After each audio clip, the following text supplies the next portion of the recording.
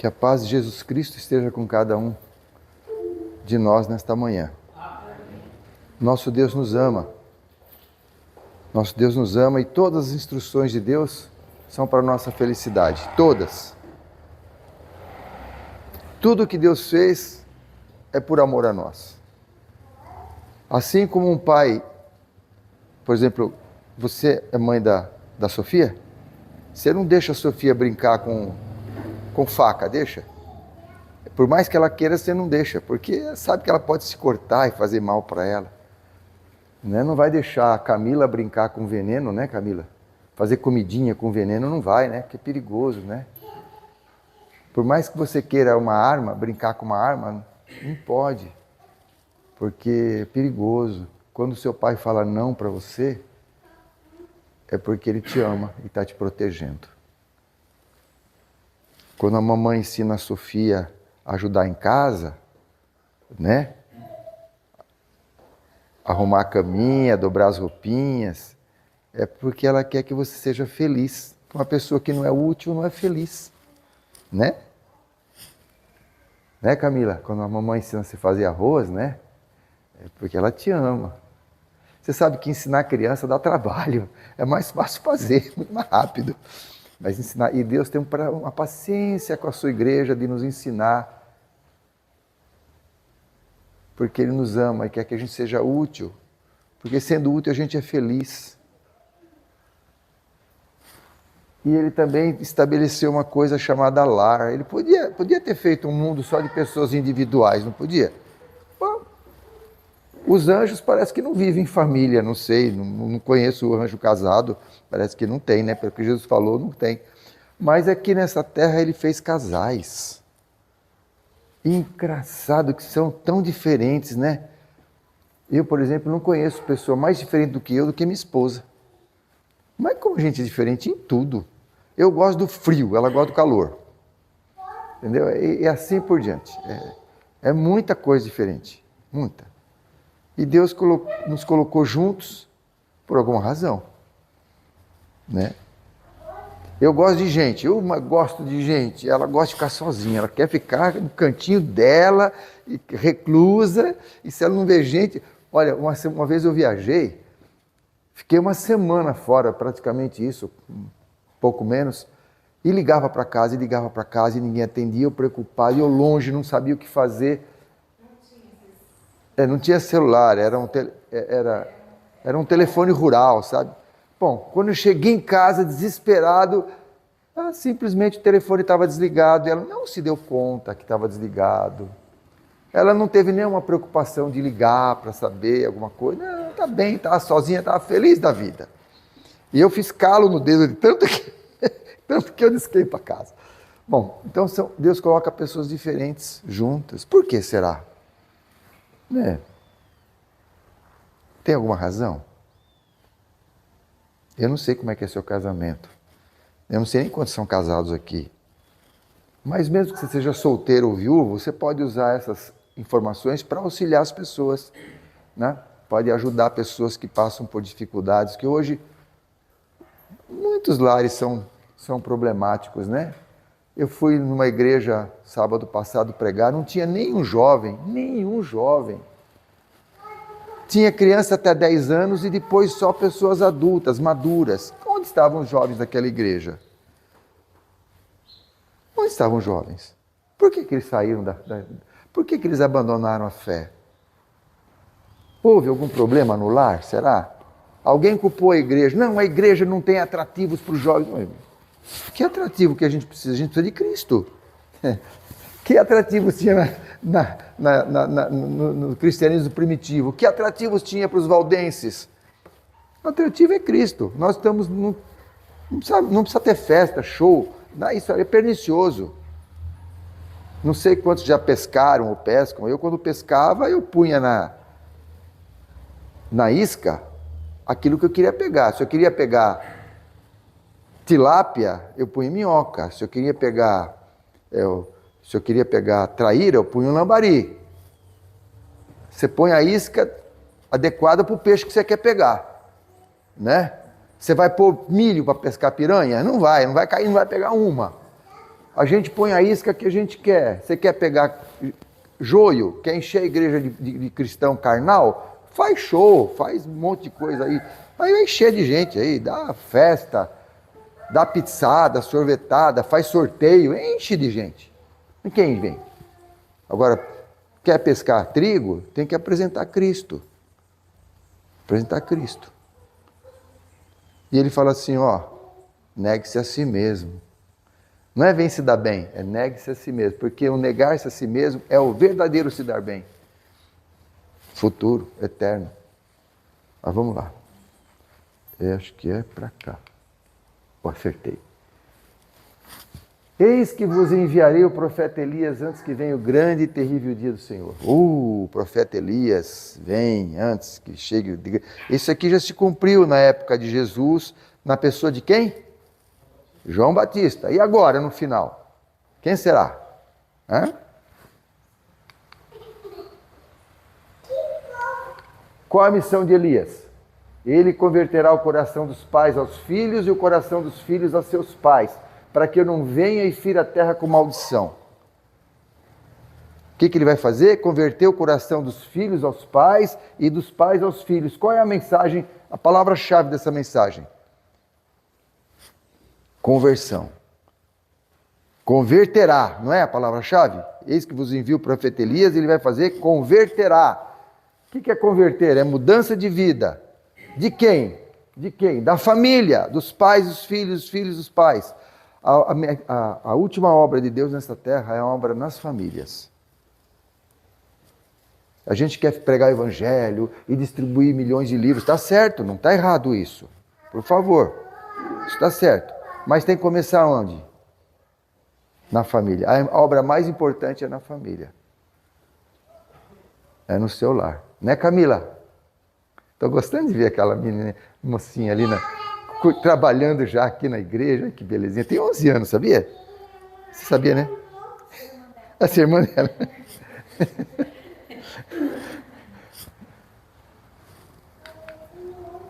Pois, a maior prova, olha só esse texto, está em Serviço Cristão, a maior prova do cristianismo que se pode apresentar ao mundo, a maior prova, é uma família bem ordenada, bem disciplinada. Isso recomendará a verdade como nenhuma outra coisa poderá fazer, mais que estudo bíblico, mais que conferência, mais que sermão, mais que hospital, mais qualquer coisa. Isso recomendará a verdade como nenhuma outra coisa poderá fazer, pois é um testemunho vivo do seu poder sobre o coração. O que é o testemunho vivo? O quê? Uma família bem ordenada. Gente, eu fui no supermercado um tempo atrás, tinha 2 meninas com um pacotinho de salgadinho na mão. Mãe, compra. Não. Mãe, compra. Não. Mãe, compra. E eu fiquei nervoso. Eu falei, menina, a sua mãe já não falou não? Por que está pedindo de novo? Vai lá e põe na prateleira. Aí depois que eu falei, misericórdia, eu dei bronca no filho dos outros. Aí fiquei caiu a ficha, assim, eu fiquei naquele estado assim. O que eu fui me meter, né? Aí a mulher falou assim, isso mesmo, faz o que o moço está falando. Ai, que alívio. Aí as meninas, mas tem que pedir 3 vezes? Por que tem que pedir 3 vezes? Já falou não está daí claro, não. Parece com sim, Camila? Dá para falar? Não, falou não, mas acho que não é bem não. Confunde. Não é não e não, é assim, é não e sim, é bem diferente. Falou não, já falou não. Agora, o seu filho precisa falar quantas vezes para ele a mesma coisa? Alguém que está observando vai achar que a sua família é bem ordenada se você precisa dar a mesma ordem várias vezes para o seu filho, precisa levantar a voz, precisa ameaçar, precisa prometer isso e aquilo. Se falar a primeira vez, foi um menino em casa, uma família em casa, de Paulínia, achei lindo, um menino de 5 anos. E lá tem uma escadinha que, sim, desce para um lugar mais, onde tem lareira, tem lá teclado, projetor, violão. E o menino foi descer, o pai falou, filho, não desce aí. Assim, tranquilo. Mesmo tom de voz. Fim de semana todo, o menino não desceu ali nem uma vez. Não precisou falar 2 vezes. A menininha de 10 anos terminava de comer, falava assim, já terminei, posso sair da mesa? Aí a mãe falava assim, ela, com licença. Levantava, pegava o pratinho, os talheres, ia na pia, lavava, punha no escorredor. Que coisa linda. Coisa simples. Simples. Eu não sei, na época de vocês, que tem um pouco mais de experiência, estou vendo os irmãos aí atrás, a gente atravessava a conversa dos adultos. Você podia interromper o pai e a mãe falando, conversando com alguém. Hoje está uma coisa horrorosa. Os filhos mandam nos pais. Vossa Senhoria, são os pequenos deuses. Uma família bem ordenada, bem disciplinada, fala em favor do cristianismo. Até faltou uma palavra ali. Mais do que todos, fala mais a favor do cristianismo, em favor do cristianismo do que todos os sermões que se possam pregar. Mais do que todos os sermões que se possam pregar é uma família bem ordenada. Você entende isso? Porque é uma coisa viva, está vendo ali o resultado. O sermão, qualquer um prega, vem aqui, estuda, explica, decora, vem e fala. Mas e a vida de uma criança, de uma família? Não tem como disfarçar. É real. Se ele é educado, é real. Se ele é deseducado, também é real. Não tem jeito. Vai mostrar o que é. Porque criança não disfarça, entendeu? Ela é o que é. E se ela for uma bênção para o Evangelho? Provérbios 22:11, eu acho, 20:11, fala: até a criança mostra o que é apenas por suas ações. Quantos versos da Bíblia seu filho sabe? Jesus tinha 12 anos quando foi falar com os doutores da lei lá no templo e deu aula para os doutores. Sabia, Camila, que ele tinha 12 anos? Você acha que ele começou a estudar com 11? Não. Desde pequenininho. Desde criança sabia as sagradas letras. Criança dá show na gente. Eu estava outro dia, um tempinho atrás, eu estava no aeroporto lá de Congonhas, tentando chamar um Uber. E precisava baixar o aplicativo do Uber, eu não sabia. Eu estava aí e não conseguia. Desculpa aí, tá? Quem sabe, né? Mas eu não sabia. E não tem vergonha não, quanto menos souber melhor. Aí o menino estava vendo assim: tio, quer que eu faça para o senhor? Porque eu reclamei em voz alta: eu não consigo baixar esse negócio aqui. Aí o menino pegou, acho que não sabia nem ler, o menino fez, baixou, está pronto. Como é que sabe? Ué, se sabe fazer isso aqui, também sabe usar aspirador de pó, também sabe usar vassoura, também sabe usar a buchinha de lavar louça, né? Sabe, dá para usar também. Né? Não é mais fácil? E por que não? Tem que saber os versos da Bíblia, decora. Essa idade é fácil decorar, a cabeça é uma esponja. Você fala uma vez, a minha filha decorou todos os jingles dos vereadores, todos, só de ouvir dentro de casa, quando a gente morava na cidade. Vamos botar a Bíblia melódica para essas crianças escutar, para decorar os versos da Bíblia. Tem mais de 120 versos da Bíblia, feito em música, tudo de graça. Nossa, tem um monte. Vamos pôr isso para eles decorarem. Tira a televisão dessas crianças, por favor, tira o celular deles. Dá o que é bom, dá alimento sólido para eles, coisa que dura eternamente. Por que não está andando? Ih. Eu acho que ele está piscando, porque acho que a pilha está... Vamos lá. Então, vós mulheres, esse texto aqui eu não gosto de falar, porque às vezes é complicado. Mas vós mulheres, sujeitai-vos a vossos maridos como ao Senhor. Não é um texto muito popular, né? Principalmente hoje. Quando a gente, e ainda mais um homem falando, é desagradável. Preferia que a minha esposa falasse esse assunto aqui. Mas vós mulheres, sujeitai-vos a vossos maridos, ponto? Não. Como é que termina o verso? Como ao Senhor. Como é que a gente se sujeita ao Senhor? Com raiva? Não, com amor. Por quê? Porque a gente tem certeza que Deus quer o melhor para nós. E Deus não pede nada para nós que não seja bom. Quando fala para a mulher sujeitar ao marido como ao Senhor, é com dedicação, com devoção, com respeito, assim como você se dedica para Deus. É essa a instrução. Não é troca. Se ele fizer isso, eu faço aquilo. Não é troca. É como ao Senhor. Mas olha, ainda bem que não tem só esse verso, viu? Senão a gente ia ficar muito se achando, viu? Como é que é seu nome? Viu, Fernando? Não tem só esse verso. Tem mais. Tem para o homem também. Olha o do homem aqui, ó. Vós, maridos, amai vossas mulheres. Como? Como Cristo amou a igreja. e a si mesmo se entregou por ela. Agora eu pergunto para vocês, nós acabamos de cantar o hino Ser Igual a Cristo. Nós, maridos, estamos buscando ter esse tipo de vida para a gente ser esse marido aqui? Agora, para o marido que ama a esposa como Cristo amou a igreja, é complicado se submeter? A esposa não vai ter um prazer se submeter a um marido que a ama como Cristo amou a igreja? Agora, se você é ditador, mandão, machão, exigente, aí é difícil. Mas ama como Cristo ama a igreja, que a sua esposa vai ter prazer em se sujeitar a você. E se ela não tiver, não tem problema, ora por ela. Porque tem um texto aqui, ó, isso aqui eu não pus aí, mas... E cadê o óculos? Está em algum lugar, aqui.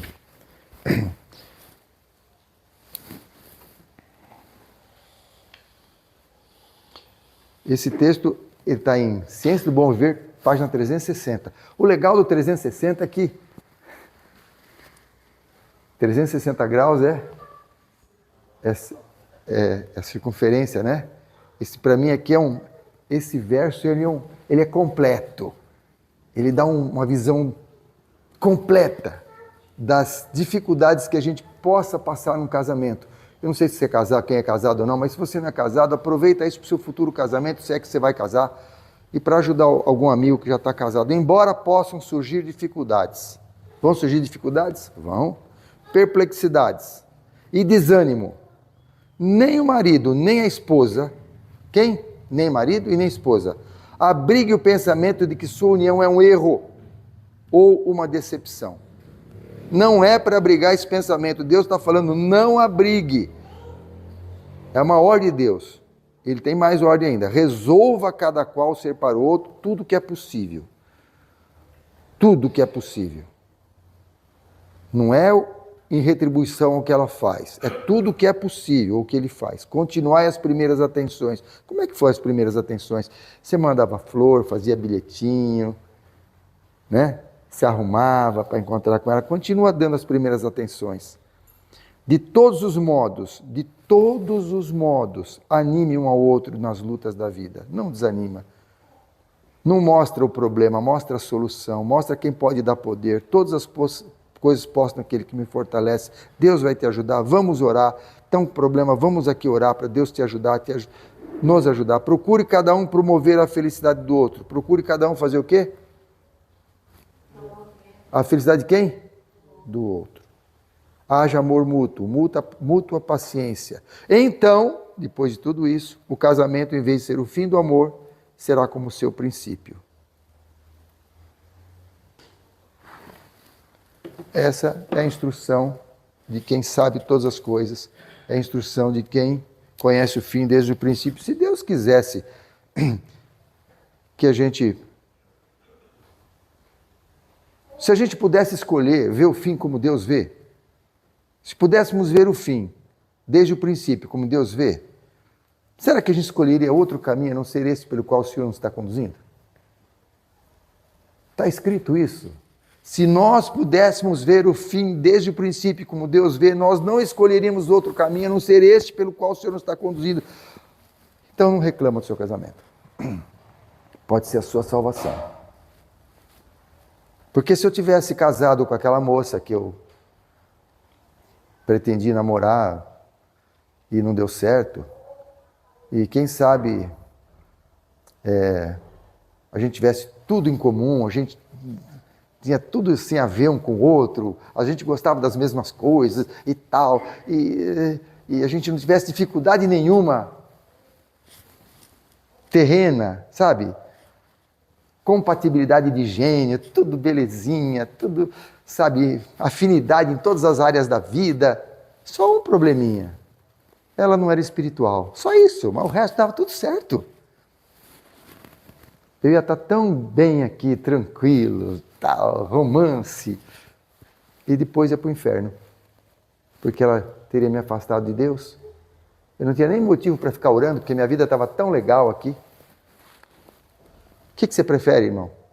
Você queria ter uma vida aqui bacana, harmoniosa, tudo legal, passeando com a esposa, como se fosse em lua de mel perene, e depois morrer para sempre? É isso que você quer?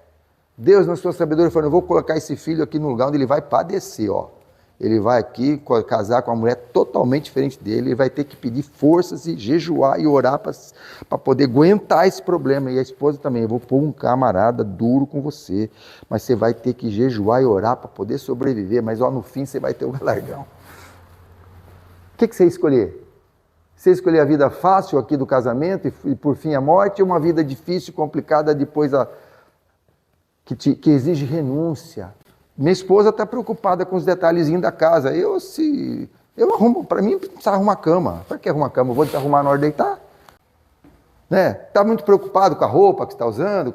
Não, está tudo bem assim, está tudo bem. Bom, tem uma missão diferente, estou falando de mim. Às vezes a mulher é diferente. Mas o que eu estou dizendo, se num casal não tivesse problema nenhum de visões diferentes, a gente não cresceria. Se os dois pensarem exatamente igual, não tem crescimento. Quando a gente pensa diferente, aí a gente argumenta e vê. Quando tem dificuldades, tem crescimento. Foi claro, né? Assim também vós, cada um em particular, olha só que verso interessante. Cada um em particular ame a sua própria mulher como a si mesmo, e a mulher respeite o marido. Olha só, olha que interessante. Você já tinha prestado atenção nisso? Está mandando o marido amar a mulher, mas a mulher não está falando para a mulher amar o marido. Você já tinha lido isso aqui, prestar atenção, não? Como é que é seu nome? Ih, não escutei. Eider. Eider, é para amar a mulher. Agora a mulher é para fazer o quê? Ué, por que não falou para a mulher amar o marido também? Não é interessante? Deus, na sua sabedoria infinita, Ele sabe o que cada um de nós precisa. O marido precisa de respeito. É o que ele mais precisa, não que ele não precisa de amor, mas o que ele mais precisa é respeito. E a mulher, o que ela mais precisa é amor. Então Deus está mandando cada um dar para o outro aquilo que ele mais precisa. Se você critica o seu marido, por favor, principalmente em público, não faça isso. Mesmo em particular, em vez de criticar, pergunte. O sujeito fez um negócio errado, deu tudo complicado lá. Tá vendo? Não falei para você. Se não falei, é complicado. Não critica. Vai atrás da solução em vez de ressaltar o problema. Mas a gente tem que estar ligado com Deus para fazer isso. Quando eu tinha dificuldades com a minha esposa, ela me criticava e eu a criticava também. Ela perdia a paciência com o pedreiro, que fez exatamente aquilo que eu não pedi, fez diferente do que eu pedi, e desperdiçou material, desperdiçou tempo, e eu cheguei e ficava bravo. Ela falava, Moisés. Me chamava de Moisés, por quê? Moisés foi o homem mais paciente da terra, né? Então me chamava de Moisés, eu já ficava mais irritado ainda, né? E ela que, assim, preocupada com as coisas da casa, ansiosa, quando vem gente, quer arrumar muito, tudo arrumadinho e fazer comida para muita gente. Vem 10, faz comida para 20, mas preocupada de faltar aquela coisa toda e fazer um monte de coisa, porque se a pessoa não gosta disso, tem aquilo. Aí, estava marcado de chegar 5 pessoas em casa, de repente, um pouco antes de chegar, estou levando um amigo meu, um primo meu, um sobrinho meu, um tio meu, vim em 15. E ela ficava desesperada. Aí agora, o que eu faço? Falei, primeira coisa que você faz, você rasga aquela folha da Bíblia que fala para que não andeis ansiosos. Ajudava isso? O que você acha? Mandar rasgar a folha da Bíblia? Não ajudava nada. Então, a crítica, irmãos, não ajuda. Agora, depois que, graças a Deus, a gente aprendeu que devemos ser ajudadores um do outro, quando eu ficava irritado com alguma coisa errada de pedreiro ou qualquer outra coisa, ela me chamava para orar. Vamos orar. Aí a gente nos ajoelhava. Nós ajoelhávamos ali E ela orava para mim intercessoriamente, pedindo para mim Deus me dar paciência, sabedoria, como lidar com aquilo. Quando chegava a notícia de que vinha um batalhão a mais do que ela estava esperando, e ela ficava falando, vamos orar.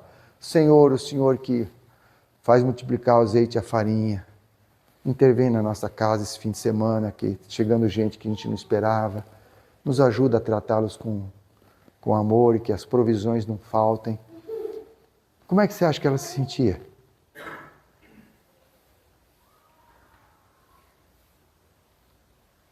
Tem solução, irmãos.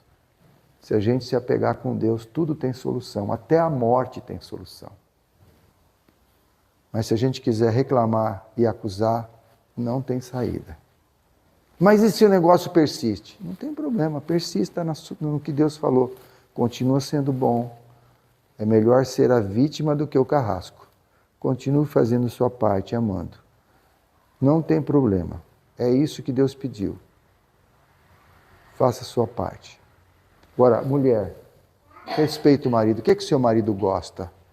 Faça do jeito que ele gosta. O que ele acha importante? O que a sua mulher gosta? Faça do jeito que ela gosta. Para mim é uma tortura arrumar a cama, mas eu arrumo. Eu não vejo necessidade de arrumar, mas arrumo porque ela gosta.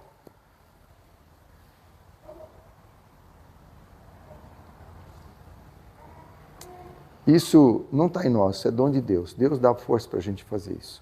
E não tem formatura nessa escola, viu?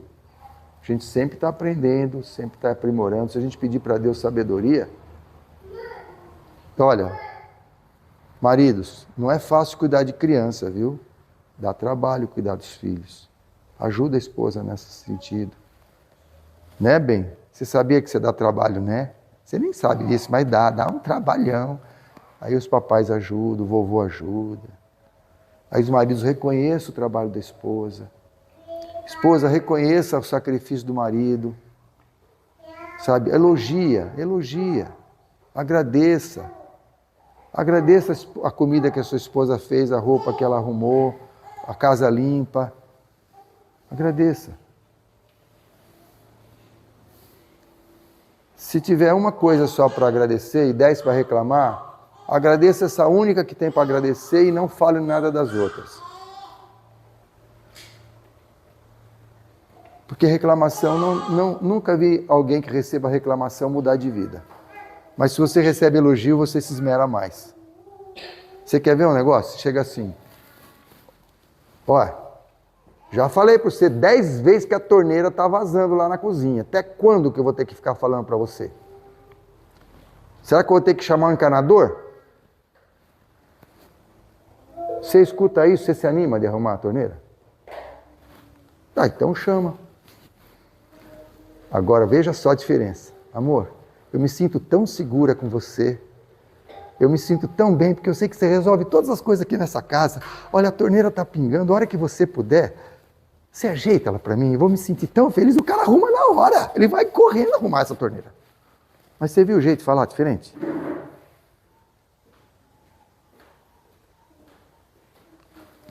Agora a gente só pode fazer assim quando a gente está em comunhão com Deus. Quando ensinar os filhos é um problema, viu? Filho é um problema. É uma alegria também, mas é um problema. A gente tem que falar para o filho, assentado, andando, deitando e levantando. Essas palavras que hoje eu tenho, falar aos teus filhos assentado. Como é que a gente vai falar para os filhos assentado em tua casa, andando pelo caminho, deitando-se e levantando-se, se a gente não está com eles? A gente trabalha fora, a mulher trabalha fora, o filho está no depósito de crianças, que eles chamam de creche, essas escolas. A criança está lá e você está longe, você tem que estar com os filhos. Você está vendo que é o plano de Deus de vida no campo, é um plano perfeito para a família, onde os pais estão junto com os filhos o tempo todo, então eles podem cumprir esse mandamento. Podemos fechar a porta do céu para os filhos? Será que a gente pode fechar a porta do céu para os filhos?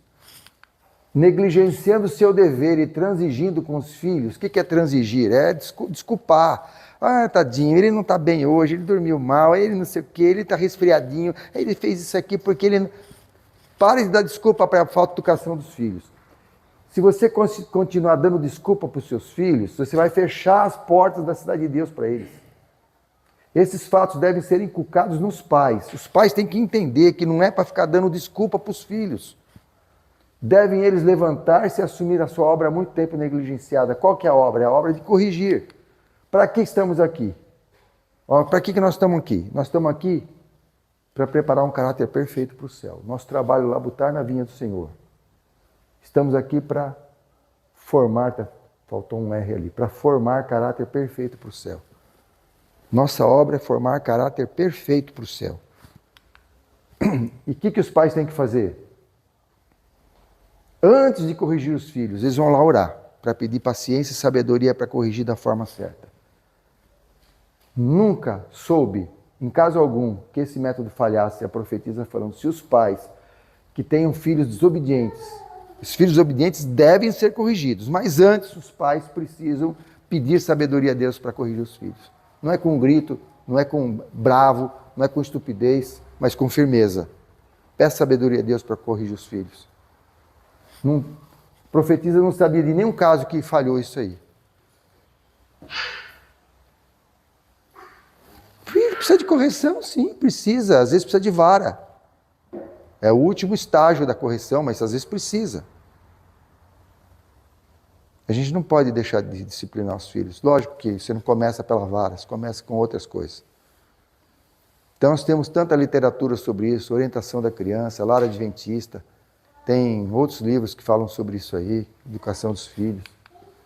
Os Elis modernos, os Elis de hoje, eles não querem repreender os filhos, sabe? Deus nos deu uma função para a gente restringir e corrigir os filhos. A vara usada tem que ser com mais frequência, caso os filhos não atendam. Não com ira, mas com oração, com amor e oração. Nós teremos famílias mais felizes. Os filhos precisam ser corrigidos. Agora, correção tem que ser pode ser uma exceção na nossa casa se a educação for dada da forma certa. Você faz culto familiar? Você ensina seus filhos? Você passeia com ele na natureza? Você mostra as obras de Deus? Tem um pastor amigo nosso que falou assim, eu nunca fui atender um problema familiar na minha casa, nunca fui atender um problema familiar em uma casa que fizesse culto familiar. Obrigado, Deus abençoe. Todos os casos que eu fui atender de problemas familiares, eles não faziam culto. Obrigado. Pode ser que quem faz culto também tenha problema? Pode ser, não está isento, não. O culto não é um amuleto, que mais ajuda. A família está ali, já começa o dia com Deus, termina o dia com Deus. Tem que ter reverência, postura, adequado à idade das crianças. Eles podem participar. Uma vez eu dei para minha filhinha organizar o culto de sexta-feira. Ela tinha quantos anos? 5, 6, não sei. Ela passou a semana preparando o culto da sexta-feira. Eu não lembro quantos anos tinha, mas fez lousa, desenhou florzinha, pegou flores, pediu se podia chamar uma amiga para ajudar. Nossa, foi um evento na nossa casa, ela fazia o culto da sexta-feira. Quão bom foi para ela aquilo, a gente incentivar os filhos a, sabe, coisas práticas. Ela era maiorzinha, tinha a sua idade já, um pouco, acho que a sua idade, viu, Camila? Eu pedi para um sábado à tarde. O que seu filho faz sábado à tarde? É o dia de regozijo? É um dia tedioso?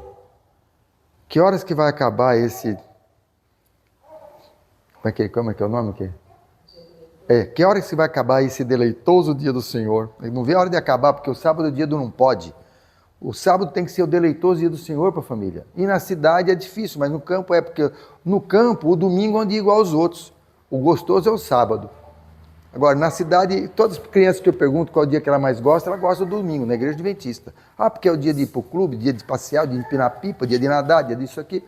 Aí o sábado, sábado é ruim, né? Então, a gente está preparando nossos filhos para quê? Por sinal da besta, né? Então, tornar o sábado deleitoso dia do Senhor. E Camininha, eu pedi para minha filha com a sua idade, hoje à tarde você tem um desafio. Você vai mostrar pela Bíblia, sem usar nada de outra coisa, só a Bíblia, que a idade dos antediluvianos era real, não era uma idade hipotética. Porque 900 anos, mas 900 anos porque o ano tinha só 2 meses, 3 meses. Prova que a idade dos que viveram antes do dilúvio era real, só usando a Bíblia. Dá para provar que aquele ano era ano de verdade. É um desafio legal para fazer. Você e a Bíblia e oração e um caderninho. Mas faz uma experiência. Vou dar a dica, tá? A dica. Vai na parte que fala do dilúvio ali, tá? Afeição cega. Há uma cega afeição. Cega afeição. Acho que é amor, mas não é amor. Que dá às crianças o privilégio de fazerem como lhes apraz. Deixa ele fazer. Hoje a psicologia de hoje é deixar a criança. Deixa ela, sabe, se dirigir por si mesma. Consentir, porém, que a criança siga seus impulsos naturais corresponde a consentir que ela se corrompa e se torne hábil no mal. Você vai deixar a criança nos seus impulsos naturais, ela vai se tornar uma habilidosa no mal. Deve-se fazer regras e regulamentos sábios e pôr em execução. Fazer e pôr em execução, a fim de que a beleza da vida doméstica não se perverta. Ixi, tem que ter regras, né? É legal regra? É legal, porque se não tiver regra, você não tem orientação nenhuma. Não sabe para onde se dirigir. Uma vez, gente, foi terrível.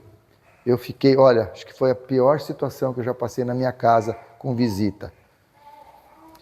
Um casal estava lá, à mesa conosco, e minha esposa pôs o macarrão na mesa assim, e o menino pegou aquele macarrão parafuso, sabe? O menino com a mão pôs na boca. Eu olhei para os pais não falaram nada. Eu estou na minha casa, eu posso falar, né? Falei, olha, não pode pegar aqui da travessa, tem que esperar ser servido. Ele pegou outro. Eu olhei para os pais. Aí eu expliquei com sinais, que às vezes as crianças não entendem bem as palavras. Falei, olha, não pode pôr a mão aqui, não pode, tá? Tem que esperar. O menino olhando para mim levou a mão de novo. Eu não pensei, foi uma coisa instintiva. Quando ele levou a mão, eu dei um tapaço na mão, mas não foi um tapinha, foi um tapaço. O moleque assustou e eu também, porque o que eu fui fazer? Bater no filho dos outros? Isso não pode, mas não pode nunca. Eu fiquei assim, Senhor, o que eu fiz? Me ajuda a sair dessa situação. E os pais ficaram assim, tudo com cara de estátua, sabe? Ficou um negócio tenso. Só que antes eu tinha falado para o menino, na primeira vez, eu falei, você veio para a mesa e nem lavou a mão? Estava brincando com a gata ali, nem lavou a mão, já veio para a mesa. Aí a mãe falou assim, vem filho, vem aqui, vamos para o banheiro. Eu achei que ela ia completar, né? Porque um tapinha só nessa situação é pouco, mas... Aí ela foi lá e lavou a mão do menino só. Vem aqui lavar a mãozinha.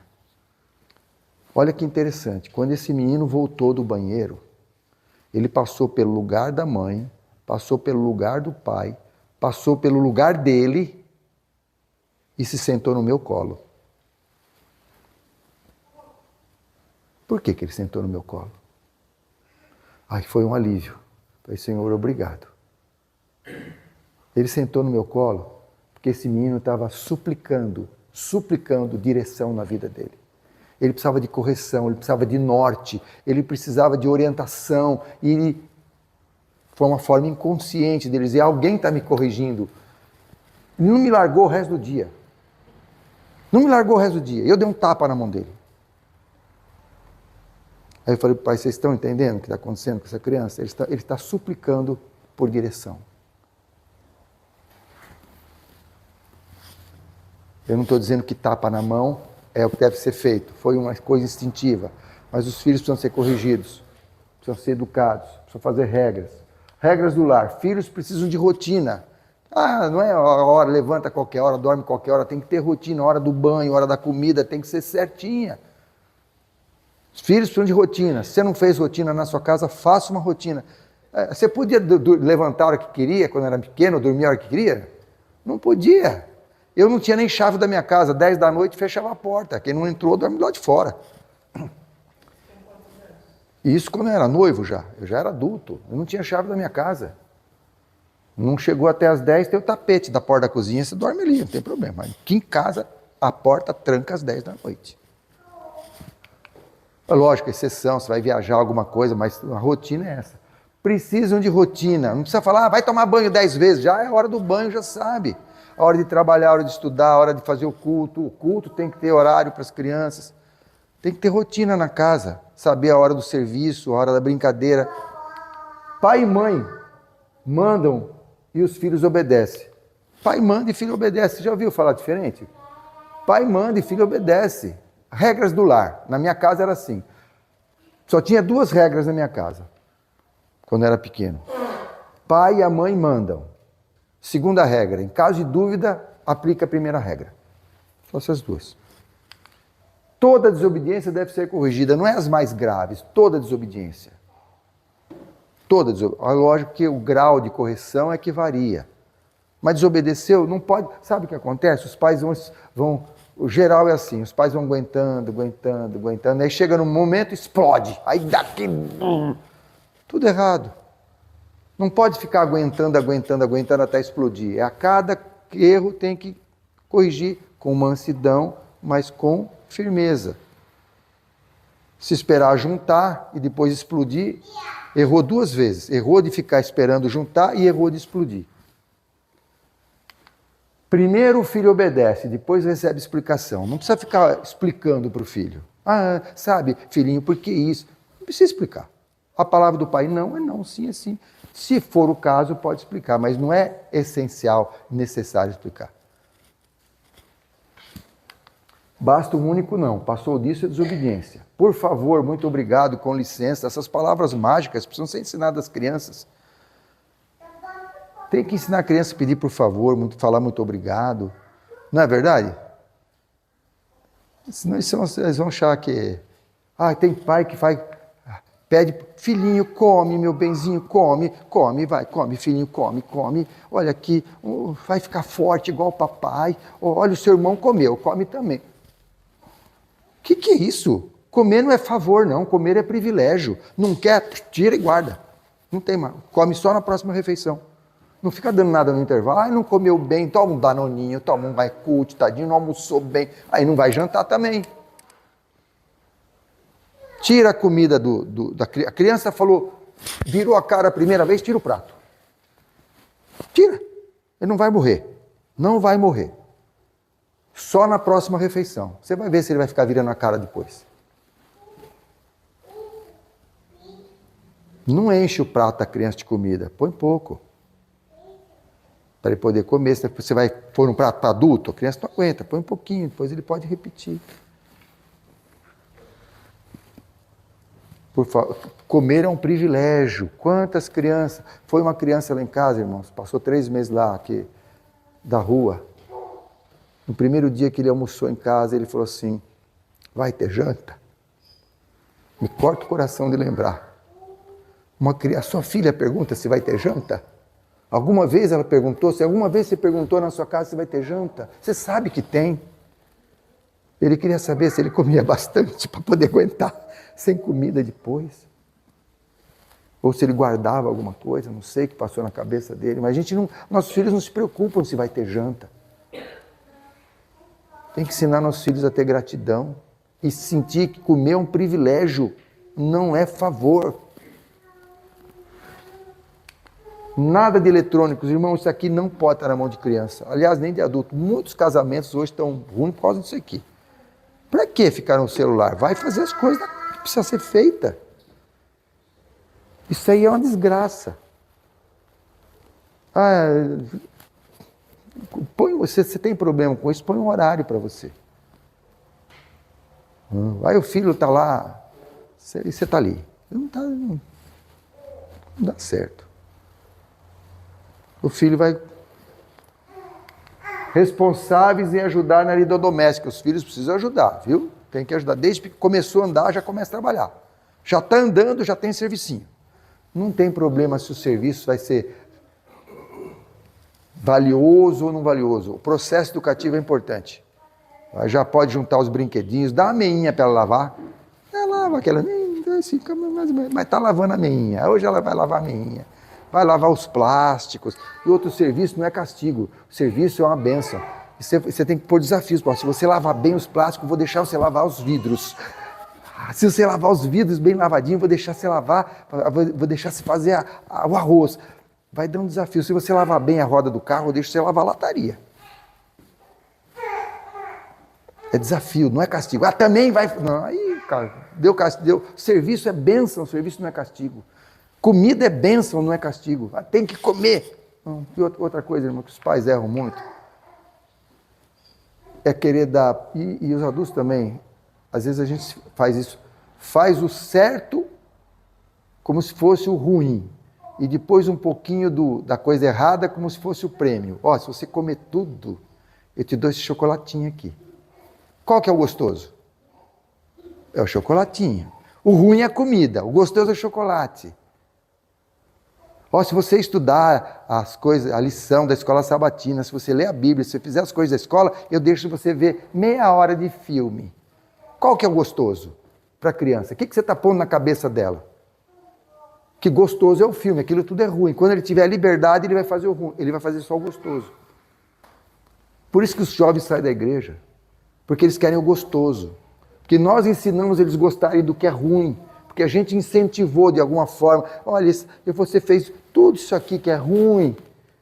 Agora eu vou deixar você se divertir um pouquinho, que é o gostoso. Aí quando ele pode fazer o que ele quer, ele vai fazer só o gostoso. Na cabeça. Agora, se a gente ensinar o filho a gostar daquilo que é bom.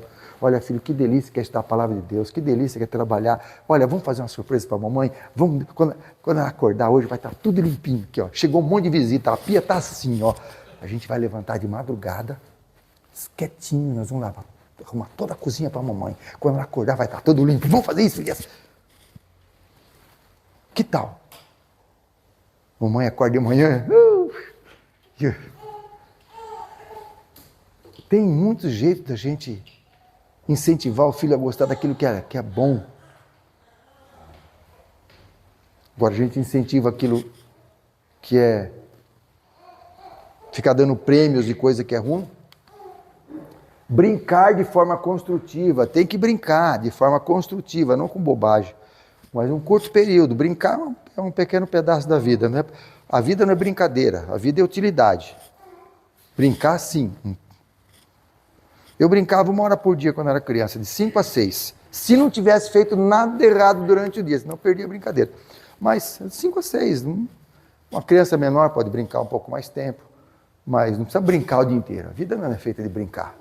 Tem responsabilidades e dar incentivo para isso. E ensinar a ser empreendedor. A criança precisa aprender a ganhar, a se sustentar desde pequenininho já. Né?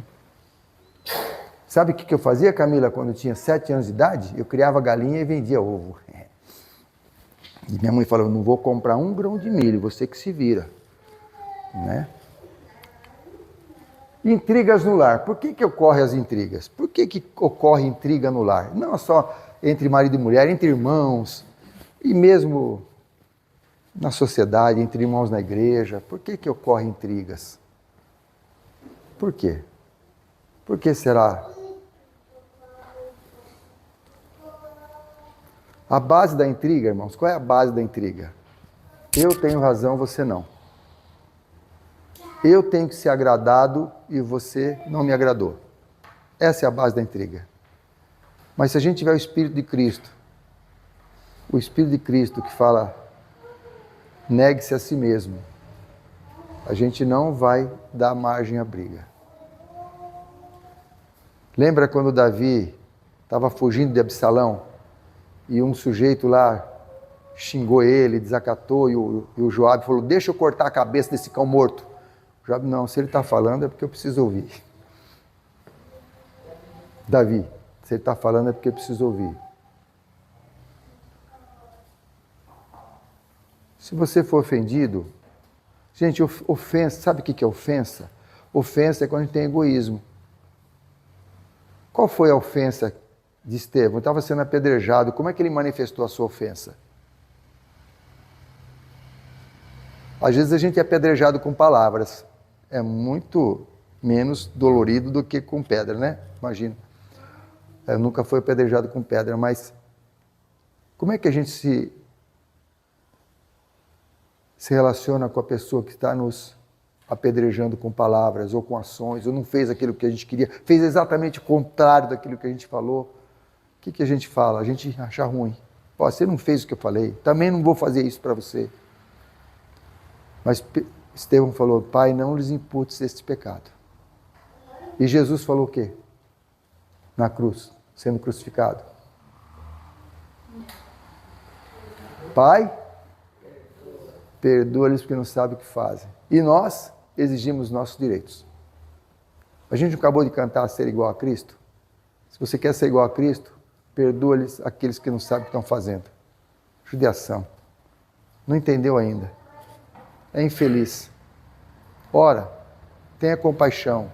Se nós não manifestarmos o espírito de compaixão, sabe quem está errado? Os dois. Aquele que fez a coisa errada e aquele que está sendo ofendido pela coisa errada que foi feita. Os dois estão errados. E é o que Satanás quer. Satanás quer justamente isso. Ele quer que os dois vão para o inferno. Aquele que ofendeu e o que ficou ofendido. Se a esposa fez algo que você não gostou, pai, perdoa-lhe que não sabe o que faz. Faz você. Aí faz você. Ah, mas eu sou bobo? É bobo. É melhor você não é. O que é? Não é dar outra face, não é ser bobo? Bateu aqui, bate aqui também. É, assim tem que ser bobo. O cristão é bobo. Bobo perante os homens. Mas para Deus, é isso que Deus pede. Se pedir, alguém vai te assaltar, dá o celular, não, leva também a... Ó, eu tenho um relógio aqui que você não viu, leva também. Eu tenho minha carteira aqui que você não viu, leva também. Isso é um simbolismo, né? Mas o que está dizendo? Você procura seus direitos. Não fique exigindo. A gente tem que se doar, negar-se a si mesmo, carregar sobre si a sua cruz. Quando a Bíblia fala para a gente se negar a si mesmo, logo em seguida ele fala, carrega a tua cruz, porque sabe que é uma cruz. Mas Jesus falou assim, o meu fardo é leve. É muito mais leve do que a outra cruz que o diabo está te colocando, que é de exigir seus direitos. Sabe por quê? Porque quando você quer exigir seus direitos, você nunca vai ter felicidade. Sabe por quê? Porque nunca os seus direitos serão satisfeitos. Porque o nosso desejo, a nossa ambição é ilimitada.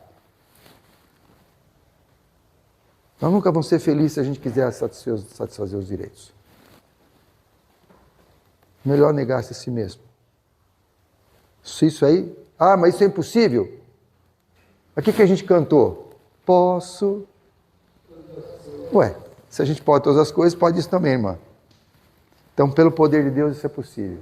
Como resolver? Resolver é com oração, jejum e oração, com entrega. Senhor, eu sou ruim, eu sou egoísta, eu sou exigente, eu não quero ser, eu quero fazer a tua vontade. O meu casamento está uma droga, mas não tem problema, eu quero fazer a tua vontade, eu quero ser teu servo, eu quero fazer a felicidade da minha esposa, não importa o que ela faça, eu quero fazer a felicidade dela. Mesma coisa a mulher, eu quero fazer a felicidade do meu marido, eu quero a salvação dele.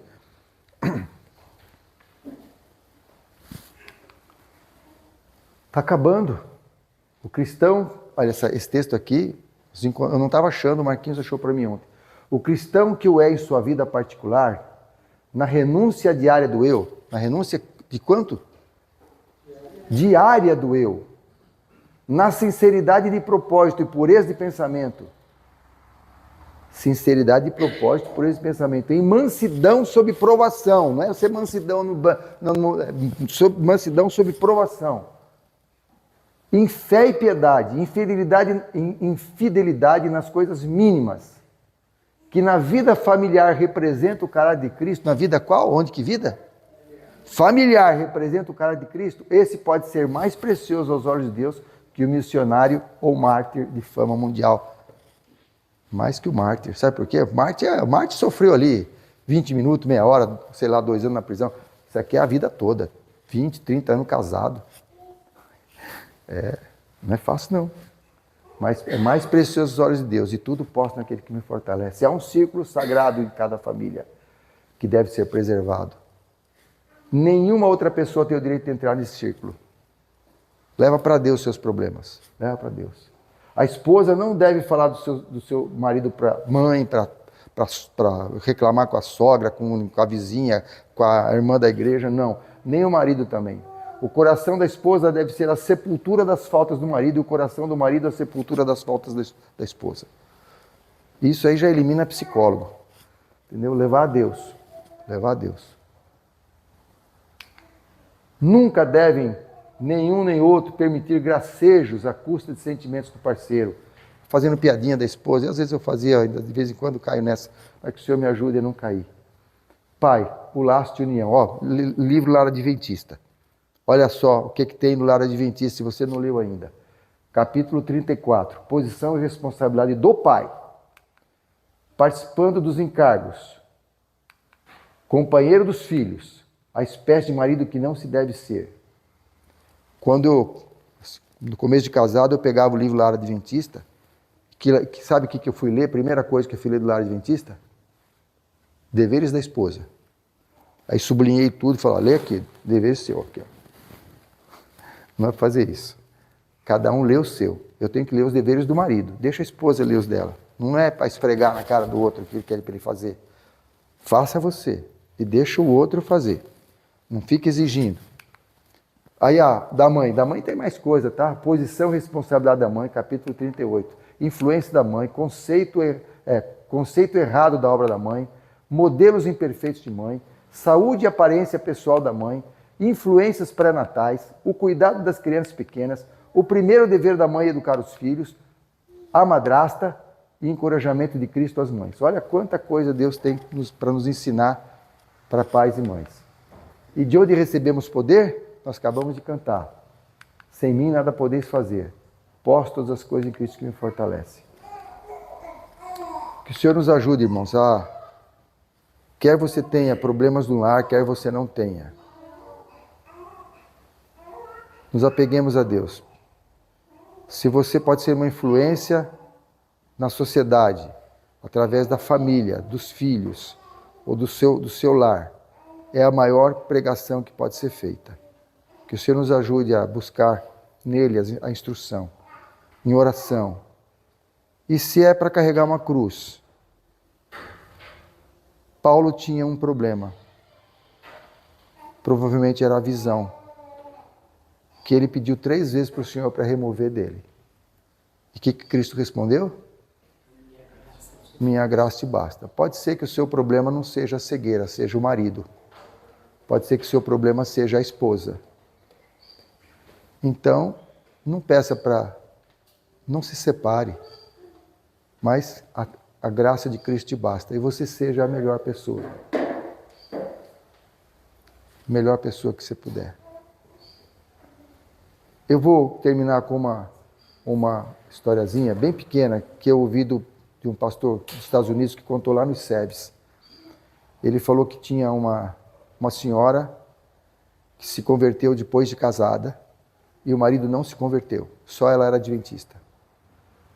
E o marido começou a beber e se tornou muito mal, muito mal. Chegava bêbado em casa, vomitava e tal, e sujava e destratava. E ela sempre orando aos pés da cama. Ele acordava às vezes vendo ela orando e falava assim, se está orando por mim, está perdendo tempo. Não adianta orar por mim. E assim foi. E ele foi cada vez sendo pior. Um dia ele levou uma prostituta para casa e falou, faça comida para nós. E ela fez comida para os dois. E ele começou a debochar da mulher comparando ela com a moça. Ó, você é feia, olha você é enrugada, essa aqui é assim, assim, na frente dela. Gente, eu não sei se alguém... Eu não sei se eu seria capaz de suportar nem 10% disso. Mas essa irmã suportou tudo isso. E um dia no bar, esse homem estava no bar, e as pessoas estavam conversando sobre as esposas. E cada um contando o que a esposa fazia de mal para eles, de pirraça por eles serem alcoólatras. E quando essa pessoa contou da esposa, falou, você tem uma santa em casa, ela te espera com comida, ela não reclama, Você tem uma você tinha que agradecer essa sua esposa, não ser do jeito que você é. Olha, Deus usou os amigos do bar para dar uma lição de moral nesse homem. Ele chegou em casa, para encurtar a história, ele mudou de vida, se arrependeu, se batizou, só que logo depois, pouco tempo depois, a esposa morreu. E ele contando a história, ele que narra essa história, ele fala assim, eu tenho o dever de ser fiel para minha esposa ver o fruto do seu sacrifício no céu. Toda a sua vida de sacrifício resultou na minha salvação. E eu quero que ela veja esse fruto no céu. Então eu tenho o dever, a obrigação de ser fiel. Se for para salvar só a sua esposa, ou para salvar só o seu marido, a sua vida de sacrifício terá valido a pena? Jesus teria vindo a esse mundo para morrer se fosse para salvar somente Eva. E você está disposto a ter uma vida de sacrifício e renúncia para salvar o seu marido ou a sua esposa? Que Deus nos abençoe. Amém.